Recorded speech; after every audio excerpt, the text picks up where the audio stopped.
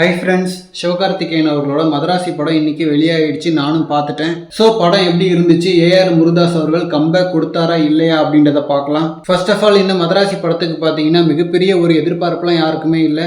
So படம் ஓரளவுக்கு நல்லா இருந்தா போதும் அப்படின்ற ஒரு மைண்ட் செட்டில் தான் போனேன். ஃபர்ஸ்ட் ஆஃப் ஆரம்பிச்சு முதல் சீக்வன்ஸே பார்த்தீங்கன்னா ஓரளவுக்கு இன்ட்ரெஸ்ட்டை கிரியேட் பண்ணுச்சு. தென் அதுக்கப்புறம் வந்த ஹியூமரு, சாங்ஸு, லவ் சீன்ஸ்னு எல்லாமே நல்லா ஒர்க்காக இருந்துச்சு. அண்ட் படத்தோட இன்டர்வல் சூப்பர்.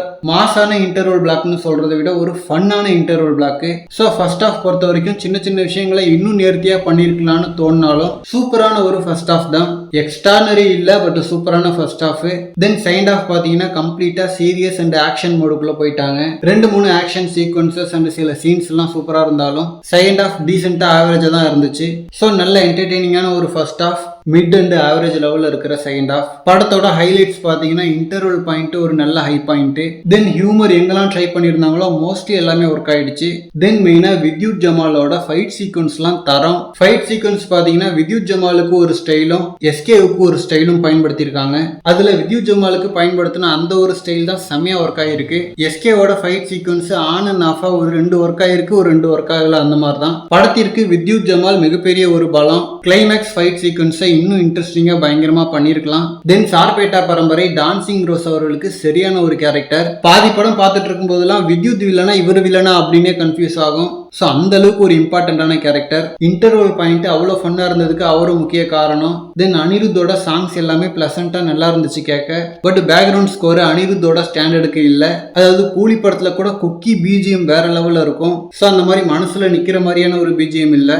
அண்ட் எஸ்கேவோட அந்த டிஃப்ரெண்டான ஒரு கேரக்டர் நல்லா ஒர்க் ஆயிருந்துச்சு. ஹியூமர் போர்ஷன்ஸ்ல எல்லாத்துலயுமே ஸ்கோர் பண்ணிட்டாரு. ஸோ ஏஆர் முருகதாஸ் அவர்களுக்கு கம்பேக்கா அப்படின்னு கேட்டீங்கன்னா டெஃபினட்டா ஒரு குட்டி கம்பேக்கு. ஏன்னா துப்பாக்கி, கத்தி, கஜினி, ரமணா ரேஞ்சுக்கு பண்ண முடியலனாலும் கிட்டத்தட்ட ஆல்மோஸ்ட் அந்த ரிதம்க்கு வந்துட்டாரு. ஸோ ரீசெண்டா சங்கர், மணிரத்னம், லோகேஷ்னு எல்லாருமே சொதப்பின மாதிரி இவரும் சொதப்பிடுவாரோன்னு சொல்லிட்டு ஒரு பயம் இருந்துச்சு. பட் ஆனால் அந்த மாதிரி இல்லை. ஸோ மதராசி பயங்கர எக்ஸ்ட்ரானரியான ஒரு படம் இல்லைன்னா கூட டெஃபினட்டா தியேட்டர்ல பார்க்கலாம். ஒரு 70% ஒர்க் ஆகி என்டர்டெயின் பண்ணுது. நம்ம எல்லாமே எக்ஸ்பெக்ட் பண்ணதை விட ஒரு பெட்டரான படம் தான். பாக்ஸ் ஆஃபீஸாவும் ஒரு நல்ல வெற்றி படமா அமையும் தான் தோணுது. வசூல் ரீதியா மினிமம் 100-150 கோடி ஈஸியா வந்துரும்னு தோணுது. அதுக்கு மேல ஃபேமிலி ஆடியன்ஸ் எப்படி ரிசீவ் பண்றாங்கன்றத பார்க்கலாம். ஃபர்ஸ்ட் ஆஃப் ஃபேமிலி ஆடியன்ஸுக்கு பயங்கரமா ஒர்க் ஆகும். செகண்ட் ஆஃப்ல வர்ற பேக் டு பேக் ஆக்ஷன் சீக்வன்ஸுக்கு தான் அவங்களோட ரிசப்ஷன் எப்படி இருக்குன்னு பார்க்கணும். ஓகே ஃப்ரெண்ட்ஸ், இது பார்த்தீங்கன்னா கம்ப்ளீட்டா என்னோட ஒப்பீனியன். ஸோ படம் பார்த்தவங்க உங்களோட ஒப்பீனியனை கமெண்ட்ல சொல்லுங்க. தேங்க்யூ.